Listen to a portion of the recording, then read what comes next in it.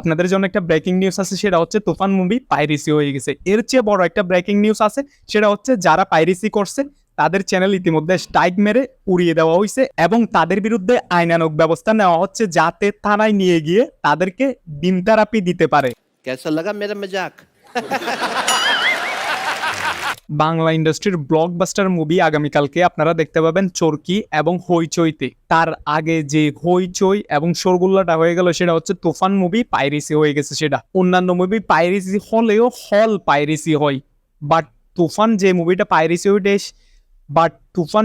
Piracy হয়েছে সেটা হচ্ছে একদম সরাসরি এইচডি 4K অথবা 2K ওই রকম হচ্ছে আপনার পাইরেসি হয়েছে। আমি জানি না কে বা কারা পাইরেসি করছে, তবে যারাই পাইরেসি করুক না কেন তারা তো অবশ্যই চাইছিল ওটিটি প্ল্যাটফর্ম যাতে ভালো একটা ব্যবসা করতে না পারে, সেজন্য তারা পাইরেসি করছে। অবশ্যই এখানে ওটিটি হোক, রায়হান রাফি ভাইয়ের টিম হোক, যে কোনো একজন তো দায়ী এই পাইরেসিটা হওয়ার জন্য অবশ্যই। বাট যারা পাইরেসি করছে ওই বেচারারা বেশিক্ষণ কি করতে পারে নাই, টিকতে পারে নাই, এবং বেশিক্ষণ মানুষের সামনে নিজেদের ক্ষমতা বলেন, নিজেদের দুঃসাহস বলেন, রায়হান রাফি ভাইয়ের সামনে টিকতে পারে নাই।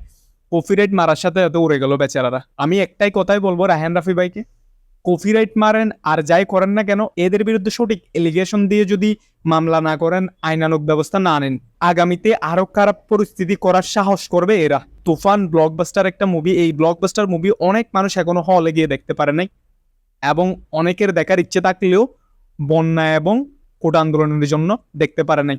তারা মুখিয়ে আছে শুধু হইচই অথবা চরকির প্ল্যাটফর্মে তুফান আসুক ওইখান থেকে দেখার জন্য। বাট এই যে পাইরেসির যে ব্যাপারটা, এটা নিয়ে কিন্তু আপনাদের আরো বেশি সোচ্চার হওয়া উচিত।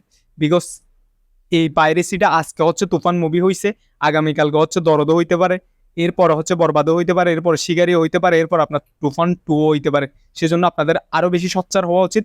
সাকিবিয়ানদের যারা আছেন হচ্ছে সাকিব খানের ভক্ত হন, যারা মুভি লাভার হন, আপনারা যারা আছেন এই ধরনের পাইরেসি যারা করতেছে তাদের চ্যানেলগুলো স্পেশালি হচ্ছে রায়হান রাফি ভাইকে পাঠান, না হলে হচ্ছে আমার মেসেঞ্জারে পাঠান, আমি সরাসরি হচ্ছে রায়হান রাফি ভাইয়ের কাছে পাঠাবো, যাতে এদের একটা দুইটা না 3-4টা কপিরাইট একসাথে দিয়ে তারপর হচ্ছে এদের বিরুদ্ধে আইনানুগ সঠিক ব্যবস্থা নিতে পারে। সবাই ভালো থাকবেন, দেখা হবে নতুন কোনো ইনফরমেটিভ ভিডিওতে।